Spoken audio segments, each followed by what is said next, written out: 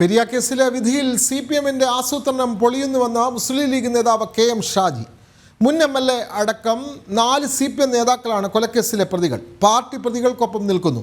കൊലപാതകം CPM നേതാക്കളുടെ അറിവോടെയാണെന്നും KM Shaji കോഴിക്കോട്ട് പറഞ്ഞു.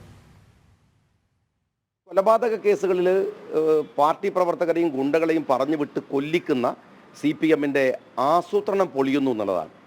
പ്രതികളാക്കപ്പെടുന്ന ആളുകൾ നിരന്തരമായി കണ്ണൂർ കൊലക്കേസുകളിലെ അല്ലെങ്കിൽ CPM വധക്കേസുകളിലെ പ്രതികളാക്കപ്പെടുന്നവർ യഥാർത്ഥത്തിൽ ടൂളുകളാണ്.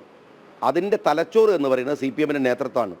പാർട്ടിയുടെ നേതാക്കന്മാർ കാസർഗോഡ് ജില്ലയിലെ തലമുതിർന്ന പാരമ്പര്യമുള്ള നേതാവ് കൂടിയായിട്ടുള്ള അവിടുത്തെ മുൻ MLA അടക്കം ഇതിലെ പ്രതിയാണ് എന്നുള്ളതാണ്. എന്ന് വെച്ചാൽ കേരളത്തിലെ CPMന്റെ നരനായാട്ട് ഒരു യാദൃച്ഛികമായ സംഭവമല്ല, ഏതെങ്കിലും ഒരു ഇൻസിഡൻറ്റിൻ്റെ ഭാഗമായിട്ട് പെട്ടെന്നുണ്ടാവുന്നതല്ല. വളരെ പ്ലാൻ ചെയ്ത് ആസൂത്രണം നടത്തിയിട്ട് CPM എന്ന പാർട്ടി തന്നെ നടത്തുന്ന കലാപങ്ങളും കൊലപാതകങ്ങളുമാണ് കേരളത്തിലേത് എന്ന് ഒരിക്കൽ കൂടെ തെളിയിക്കപ്പെടുകയാണ് ഈ വിധി വരുന്നതിൻ്റെ പശ്ചാത്തലത്തിൽ.